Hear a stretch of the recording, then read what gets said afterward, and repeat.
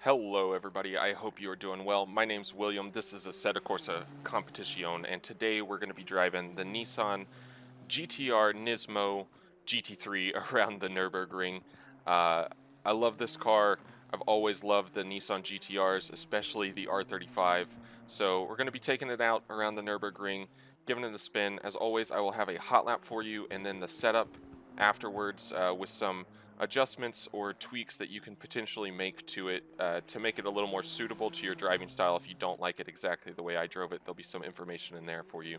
Um, if you do like this video, want to see some more setups of this car or just setups in general, give this video a like. It does help me out a ton, and I do look at that kind of stuff to get an idea of what kind of cars you want to see or tracks or anything like that. So I appreciate all the support, guys. I'll go ahead and shut up. We'll get on into the hot lap, and then I'll be back with you to talk over the setup. Enjoy.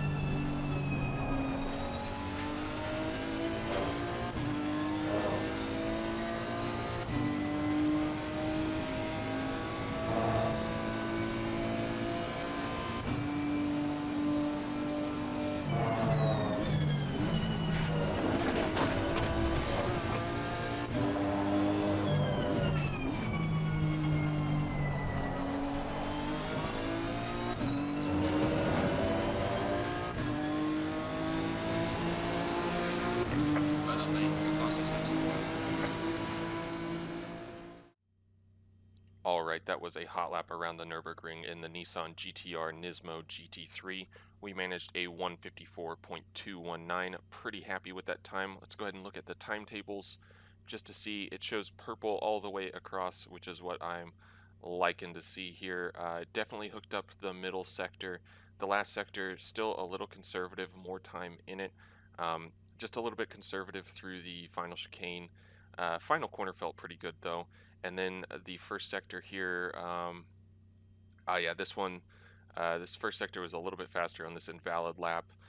Probably cut a little bit, but there's definitely more time in the first sector if you just nail it absolutely perfectly. I'm sure this car feels like it can do a 53. It is super fun to drive and pretty fast at basically every track I take it to. So really solid car in my opinion. If you're looking for something to stick with, this car is a ton of fun to drive, just full stop. So let's go ahead and get into the setup. As always, I started with the aggressive preset, and this is what I wound up with. Um, Took a little bit of camber out of the front. Felt like I wasn't really gaining anything in the middle of the corner with with any more camber than 4 degrees. It started on 4 degrees and increased it a little bit, and it was just not doing anything for me. A little bit less. Actually gave a better bite and a better braking, as well as reducing the rear camber just for a little bit of traction. This thing feels like it has a ton of power and torque, so keeping the rears in check on corner exit was pretty much what we were trying to stay on top of. Our Electronics for this one, traction control on 2, ABS on 2. Personal preference as always with these, and very subject to your track conditions that you're running in. Our brake pad compound is 2 for the front and the rear. Onto the suspension stuff, I reduced the brake bias. I basically always do this. It wasn't as bad as some of the other cars on its initial brake bias, so just my personal preference, I like running it further to the rear. So you can play with that for sure. Try and decrease it more, increase it more, do whatever you need to do to get a better feel on braking, but this is what I ran. This is what felt good to me. I reduced the anti-roll bar on the front and the rear, as well as the wheel rate and the preload. The preload was the big one for me, just getting the car to be a little bit freer in the middle of the corner, less snappy as well. Um, that was a big difference. If you want to kind of tighten the car up a little bit, you can just increase this front anti-roll bar a little bit, or increase the preload as well. But you might be fighting a little bit on corner exit. If you are still fighting on corner exit, taking the wheel rate on the rear down a click will also do the trick and just give you a little bit more mechanical grip from the rear end of the car, as this is um, still a little bit stiff, but that's what I was going for ultimate lap time, basically. The dampers, so increased the stiffness of the dampers a little bit, just trying to control the way it is rolling its weight around, and ultimately to try and keep it balanced.